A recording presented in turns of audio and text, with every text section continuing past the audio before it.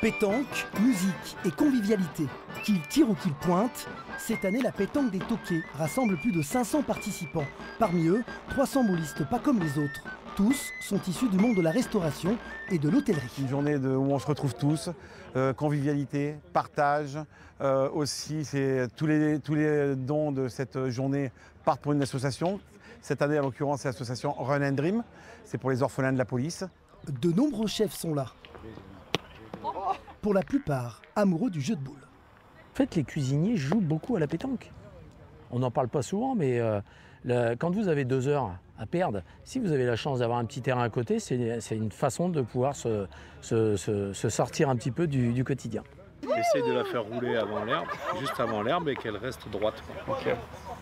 Et pour épicer les parties, Henri Lacroix, le Varois, aux 13 titres de champion du monde, se prête au jeu. Partager des bons moments avec la pétanque, les restos gastro, les restos tout court, donc du coup ça fait partie de la même famille, quoi. Une journée placée sous le signe de la gastronomie, avec la 3e édition du championnat de France de Soka. La bonne Soka, c'est les bons produits. La farine du moulin d'Anote, une huile algérie qui est excellente, fruitée, qui est très bonne. Et le vrai secret, c'est autant d'eau que d'huile d'olive. Ça, c'est une vraie Soka. 5 participants doivent réaliser 2 Sokas, une traditionnelle et une originale, avec une garniture à base d'artichaut.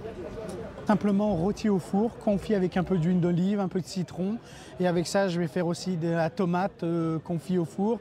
L'an dernier, la pétanque des Toqués avait récolté 2 500 € pour l'association du chef Yannick Aleno, dédiée à son fils tragiquement décédé en 2022.